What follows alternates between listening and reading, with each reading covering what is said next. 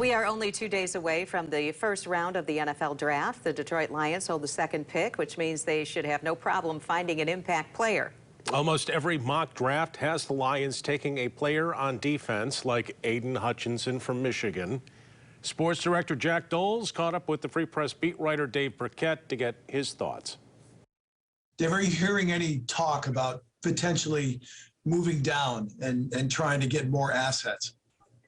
Lions would like to do that. I just don't think anyone's coming up in this draft. You know, it's because, look, you know, again, it's sort of like all four of those guys that we just talked about for the Lions at 2. Well, you know, the guy that you get at 2 and the guy that you get at 7 or 8 are going to be very similar as prospects. So I don't know that those teams want to go up to get one of those and pay the cost to go up. And meanwhile, if you're the Lions, certainly Hutchinson may be ahead of, you know, a Jermaine Johnson on your board, but you'd be okay getting that second guy on your board if you can get some additional assets. So I do think that, you know, Brad Holmes is open to trading and will work the phone lines a little bit Thursday. I just don't know that there'll be any takers. To borrow a quote from Chris Spielman years ago, this defense was below good last year. I like that. Is there any chance that they go quarterback with that second first-round pick or even that second-round pick, or do they just pile on as many defensive prospects as they can?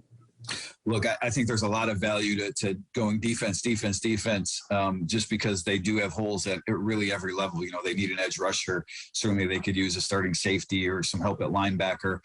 I wouldn't rule out the quarterback, though. I mean, look, at 32, you do get the value of having the fifth-year option on the rookie contract. We all know sort of where Jared Goff stands. He's the quarterback right now, but is he the quarterback next year?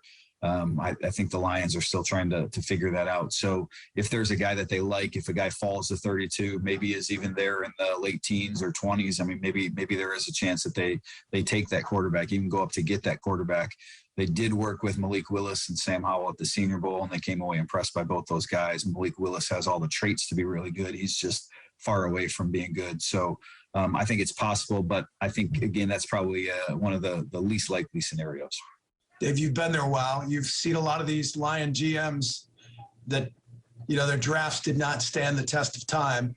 What do you see so far after 1 year and, you know, this lead up from Holmes and Campbell that makes you think that these guys might get this right?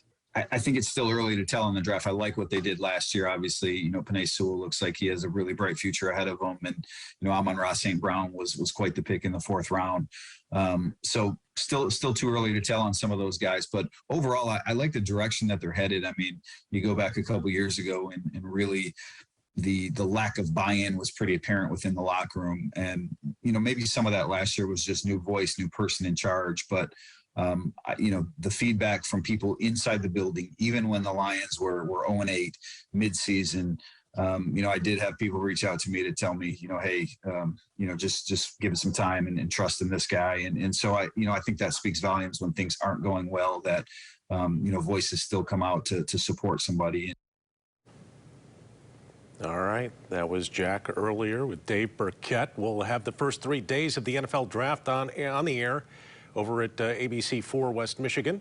Coverage kicks off at 7:30 this Thursday with the draft day preview, and then the first round gets underway at 8.